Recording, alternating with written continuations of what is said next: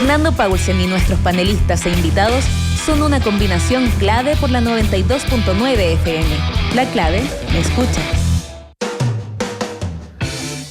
Empieza tu día con toda la energía natural de Marley Coffee, un café de grano orgánico molido al instante con leche descremada. Prueba el sabor de Marley Coffee en sus 12 exquisitas y variadas mezclas que te esperan para recargar tu día. Con Marley Coffee disfruta tu día con toda la onda. Ya está con nosotros aquí en el panel de este día miércoles, Francisco Martorell, del Periodista. ¿Cómo estás, Pancho? Hola, Fernando, buen día a todos los auditores y auditoras. Y está también Alberto Mayol, que está en sus últimas andanzas por este país porque se va a una de las ciudades más lindas del planeta a estar algún tiempito en Barcelona, Alberto. Sí, gracias, Fernando. Sí, efectivamente voy a estar... luego igual parece que voy a mover una semanita o 2 semanitas del viaje porque la llegada ya está difícil trasladarse, entonces por las medidas de control, no están en confinamiento, pero están con problemas de cambio entre autonomías. ¿Y este viaje tiene algún tipo de idea académica o solamente familiar? Sí, es académico fundamentalmente y a partir de mis actividades en la Universidad de Santiago. Me parece estupendo, qué suerte. Alberto, sí. Y Francisco, mira, varias cosas bien interesantes. No sé si escucharon la entrevista a Mario Desbordes en la mañana, me pareció bien interesante lo que planteó. Mario no es una persona que acostumbra quedarse callado cuando tiene una cosa que le anda rondando, y él planteó que le parecía, o más bien no le parecía, que se haya producido esta visita del presidente Fernández de Argentina en las condiciones en que se hizo con el presidente Piñera, teniendo en cuenta que Argentina planteó formalmente un recambio unilateral de los mapas, digamos, y que este tipo de situaciones están totalmente vigentes y que no se haya tocado, o por lo menos no públicamente, y que pareciera que no había ningún tipo de problemas entre países que eventualmente tenían un tipo de mapas acordados, según lo que planteó Mario, y Argentina unilateralmente los cambió hace un tiempo informando a Naciones Unidas al respecto. Ese es algo por lo menos que yo no había escuchado como punto de queja, y solamente me imagino, porque dijo que no era una responsabilidad necesariamente del ministro de Relaciones Exteriores, y que supongo que está refiriéndose al presidente Piñera. ¿Qué te parece? Sí, yo creo que Mario Desbordes, creo que es una jugada interesante en términos políticos. Mario Desbordes está con un problema que tienen, yo creo que todos, en el fondo, y es que las condiciones de juego no son muchas. O sea, hay un poco margen para moverse.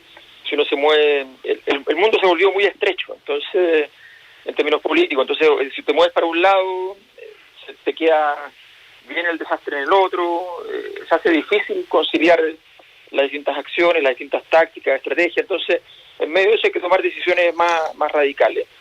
Y con esto Desbordes manifiesta claramente, porque obviamente eleva de categoría algo que todavía está en una condición muy primaria.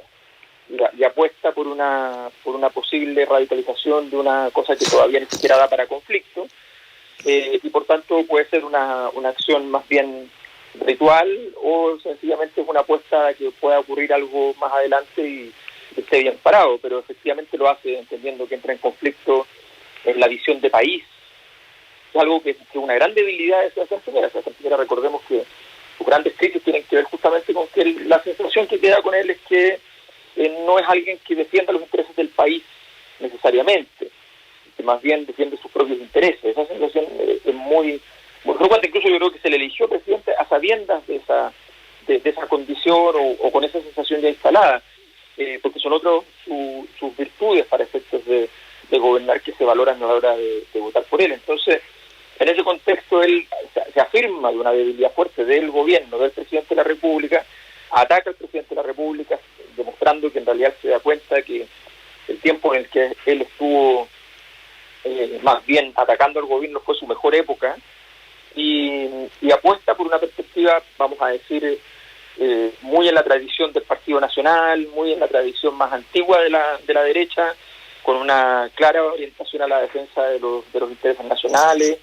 y empieza a apostar en ese camino. Creo que es un alineamiento interesante, creo que es lo más inteligente probablemente que ha pasado en las últimas semanas en términos de formas de posicionamiento de las candidaturas. Creo que ningún candidato, al menos ninguno por sí solo, hay otros que han derivado de vedazos y otro tipo de situaciones, pero ninguno por sí solo había hecho una apuesta tan clara, tan contundente.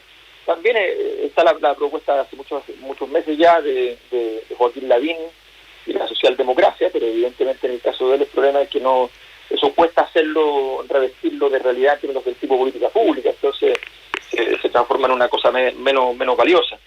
Yo creo que es interesante lo que está haciendo Desbordes.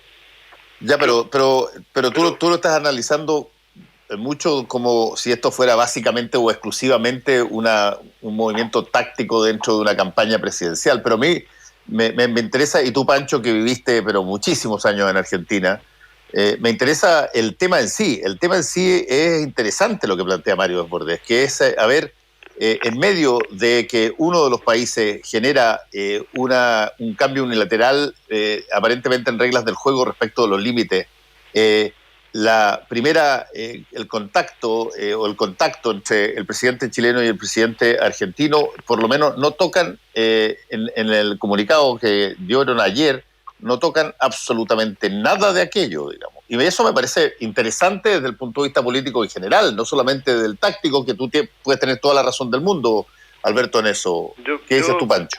Yo ahí estoy con Alberto en una parte y creo que efectivamente tenemos que analizar a la figura. Es decir, quien lo dice no es un analista político, de una persona que está interesada en el tema. Es decir, Mario Desbordes fue hasta hace poco ministro de Defensa.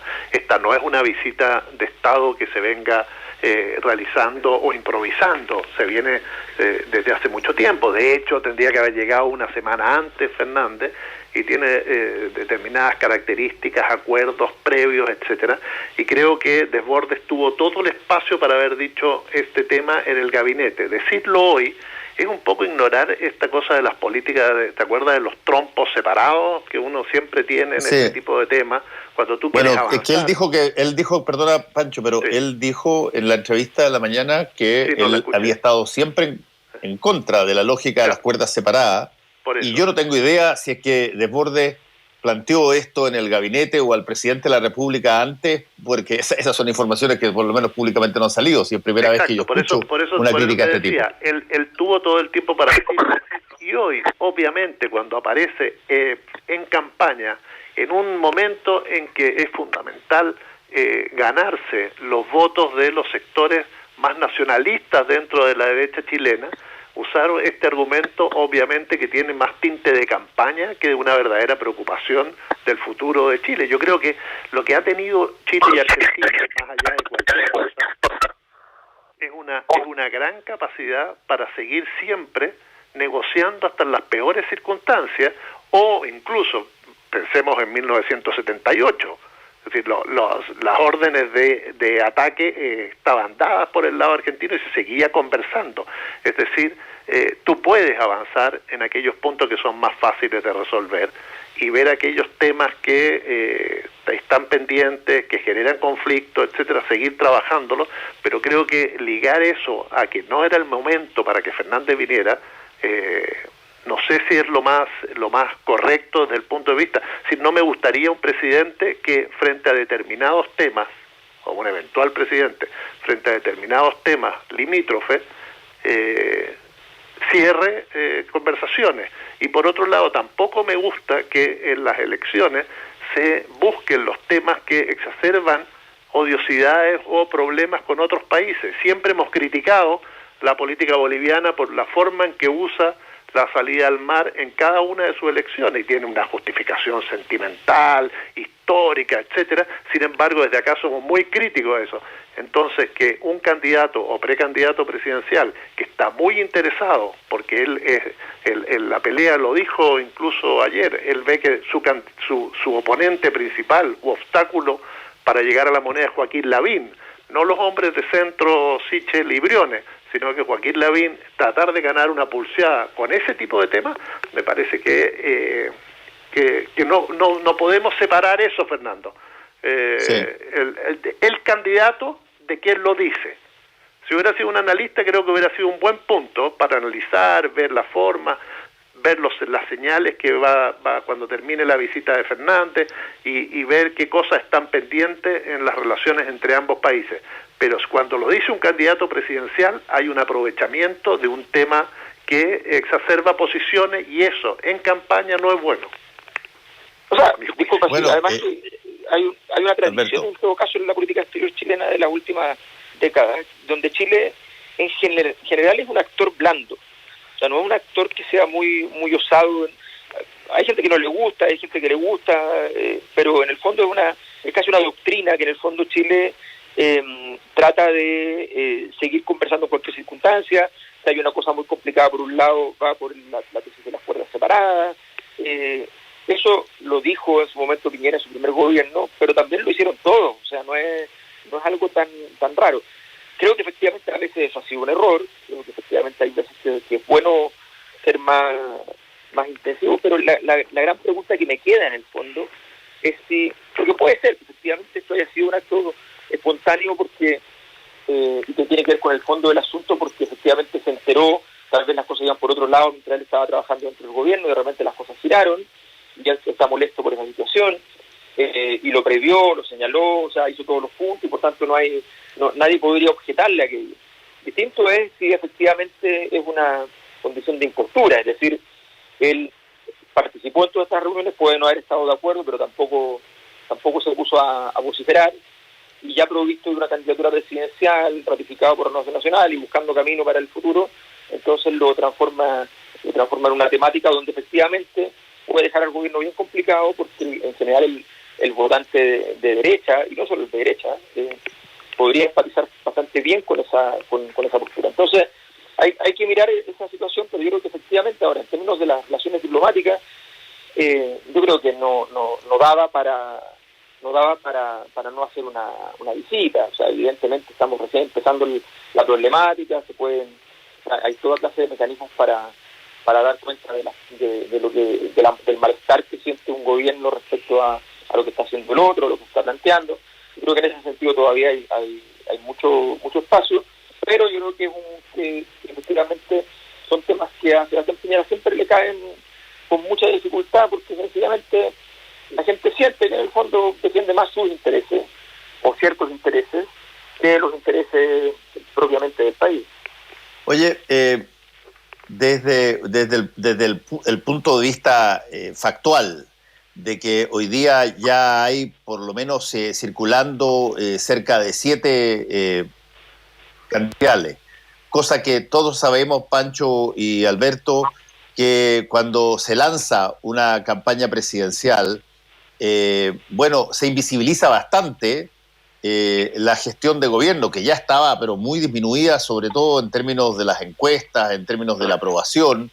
Hay algunos que probablemente van a estar obligados a diferenciarse del gobierno, distanciarse, incluso si vienen de ahí, para justamente no caer en esta ola de desaprobación. Pero lo que sí ocurre es que se te adelanta básicamente toda esta lógica de pato cojo, digamos, un gobierno que ya aparentemente no genera expectativas respecto de que vaya a consagrar grandes logros antes de que se produzca el cambio con quien quiera que salga elegido presidente o presidenta. Bueno, ¿cómo eso, en un contexto como el actual, te puede incluso afectar muchas de las cosas que vamos a hacer? Por ejemplo, va a haber posición, opinión, para todas las cosas que tienen que ver con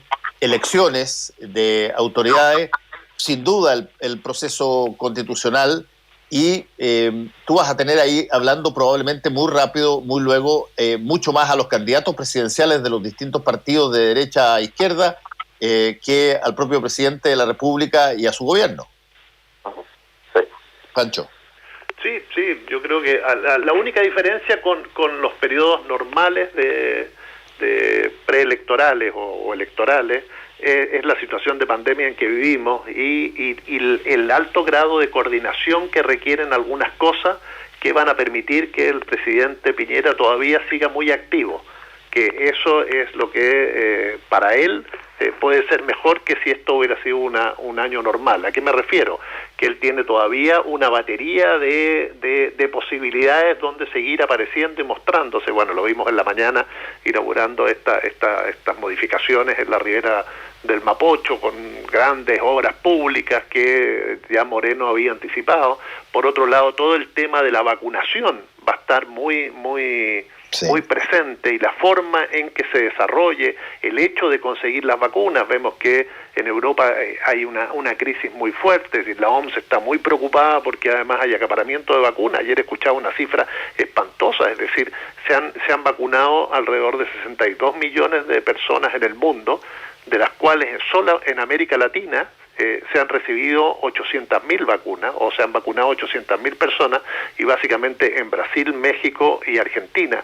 Es decir, todavía estamos muy lejos de cifras, y la vacuna parece que como está escaseando y hay problemas de producción, va a generar un conflicto. Por lo tanto, ahí vas a tener un gobierno que va a tener que moverse muy bien para ir consiguiendo, y ya que llegue la vacuna china en grandes dosis le da un aire. Sumado esto a las obras públicas, la reactivación de la economía, a una serie de baterías, sí, efectivamente. Y creo que además esta gran presencia de candidatos también va a hacer que se diluya mucho. Es decir, porque van a aparecer, por un lado, los constituyentes, que obviamente tienen que ir ganando presencia, los alcaldes, los gobernadores, que eventualmente los que se están postulando para abril, y en ese espacio ir preparando las primarias con estos candidatos que, como sabemos, todavía, Fernando, no logran concitar la adhesión mayoritaria de la población. A esta fecha, en otras elecciones, teníamos más o menos definido quiénes eran los que estaban más cerca de la meta o llegar a la moneda. Hoy día van a depender de acciones comunicacionales, de mostrarse, de hacerse más conocidos. Es decir, tenemos muchos candidatos que incluso el nivel de conocimiento que tiene la población de ellos es muy bajo, que no llega al 40%, como es el caso de los ministros. Es decir, hay una serie de cuestiones que hacen este momento muy distinto al de las otras elecciones, y en ese marco todavía, insisto, creo que el gobierno va a tener un espacio justamente por estos actos administrativos que son muy importantes y sobre los cuales la población está muy interesado. Es decir, estamos muy interesados en cómo se nos va a vacunar, cómo van a llegar las vacunas, cómo se va a solucionar el tema de las camas críticas, cómo se va a enfrentar el colapso, si es que lo va a haber, especialmente en los últimos días, en los primeros días de febrero. Ese tipo de cuestiones van a visibilizar mucho al aparato gubernamental. Sí, yo creo que bueno, hay dos dimensiones. Yo creo que precisamente para este escenario, para el gobierno, es un escenario que tiene algunas cosas que son mejores de lo que venía teniendo, y otras cosas que son peores. Por un lado, el problema, lo que se refleja a partir de las candidaturas salientes de las personas que están en el mundo de la derecha, es que esas personas obviamente no van a buscar una vinculación fuerte con el gobierno. Incluso si fueron ministros y cargos elevados del gobierno, no les conviene estar cerca del gobierno. Por tanto, eso para el gobierno va a ser un problema, porque evidentemente va a tener por definición, una oposición más extensa, incluso con amigos en la oposición. Entonces, eso es complejo porque hay que criticar al gobierno, o al menos no hay que elogiarlo.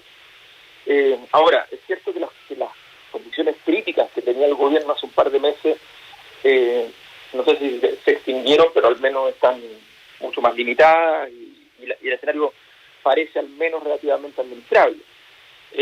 Pero esta cosa es como siempre, basta que se junten 2 o 3 variables y el problema vuelve. Ahora, yo creo que el escenario en general es muy difícil de mejorar en en calidad para el desarrollo del gobierno, porque para mí lo más sorprendente de este periodo de tiempo corto reciente es que las candidaturas nacen un poco como operaron durante un tiempo las gerencias de las empresas en Chile. Es decir, algún momento en que los ejecutivos duraban año y medio, 2 años en una empresa y después miraban a otra, y había una especie de dinámica de circulación de los ejecutivos donde las empresas en sí mismas importaban menos que la circulación de los mismos ejecutivos. O sea, los ejecutivos tomaban decisiones para los ejecutivos. Porque obviamente en 2 años, 1 año y medio, tú no alcanzas a hacer nada, ni nadie puede realmente evaluar lo que hiciste. Y pasa un poco lo que pasa con Briones, o sea, y pasa obviamente lo que pasa con la mayor parte de los candidatos que vienen saliendo, incluyendo al mismo Desbordes, a Sichel, que vienen saliendo del gobierno, que en realidad evaluarlos propiamente tal es muy difícil, porque en realidad por el tiempo que estuvieron no hay mucha posibilidad, ni para bien ni para mal, a menos que hayan cometido errores muy graves o cosas muy muy inaceptables, no hay mucho que decir. Entonces, en ese contexto creo que efectivamente el escenario es relativamente complejo. Lo que sí creo yo que este último periodo la derecha ha tomado nuevamente una característica que ha sido muy propia de este proceso, y es que al menos es la protagonista de la escena.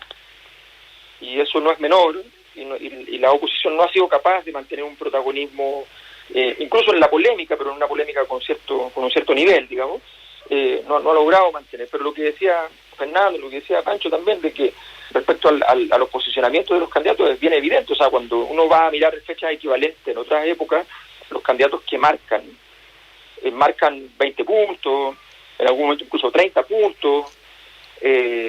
Bueno, ahora los candidatos que marcan 10 puntos, o sea, 8, 10, se disputan ahí en los márgenes. Entonces, es un escenario bien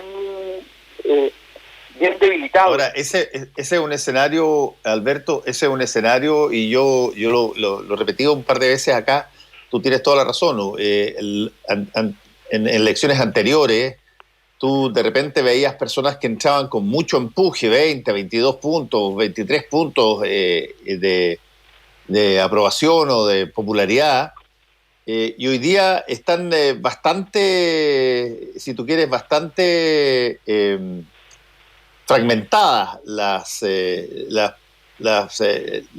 encuestas respecto de las aprobaciones de los alcaldes, de los distintos candidatos, particularmente a la presidencia. Tú con 7 puntos puedes tener la opción de lanzarte, pero tranquilamente, porque básicamente nadie te gana por demasiado. Exacto. Claro, es decir, a casi todos les gana. Y eso es un incentivo para que haya mucho candidato. A casi todos les gana el margen de error. Yo creo que además estamos con instrumentos, y aquí Alberto nos podría ilustrar, pero con instrumentos que tampoco nos permiten saber con certeza si esos 10 puntos cuán reales son. Porque efectivamente uno ve que hay unos saltos increíbles. El mismo caso de Briones. Briones tiene una caída tremenda en aprobación pública, y no hay un elemento que haga o que permita creer en que Briones subió 12 o 13 puntos en la aprobación pública después de lo que pasó con el 10%. Sin embargo, se va con una mejor aprobación, y no tiene que ver con que se fue, digamos, porque él sigue recién eso lo hizo en estos días. Creo que efectivamente no tenemos los instrumentos, todavía vamos a contar seguramente en los próximos meses con algunas encuestas más serias para determinar quiénes son los que tienen más posibilidades. Ahora, en estos movimientos, con candidatos todavía está la posibilidad, lo hablamos la otra vez, es decir, el surgimiento de Paula Narváez, que no estaba prácticamente en los cálculos de nadie, salvo en el grupo que venía trabajando desde hace tiempo con ella, y que fue una operación política muy inteligente y muy bien llevada a cabo, y que hasta ahora está cumpliendo los cometidos y los objetivos planteados por ese grupo, y que ha ido creciendo. Todavía estamos con posibilidades de que siga surgiendo. Yo creo que las elecciones de abril, y lo decía el otro día ustedes mismos acá, va a generar un nuevo elemento, es decir, hacia dónde se va a inclinar la población, el electorado chileno ese día. y puede haber un castigo muy grande a los políticos y dar una señal de que el próximo candidato no es bueno que surja de un partido sino de los independientes. Entonces ahí hay una serie de elementos que todavía están en juego por este escenario absolutamente volátil, que es completamente distinto a lo que estábamos acostumbrados a analizar en periodos preelectorales en Chile. Sí, una cosa que yo creo que en todo caso hay que tener en cuenta para ese mismo tema de lo que viene, o sea, de las elecciones de abril.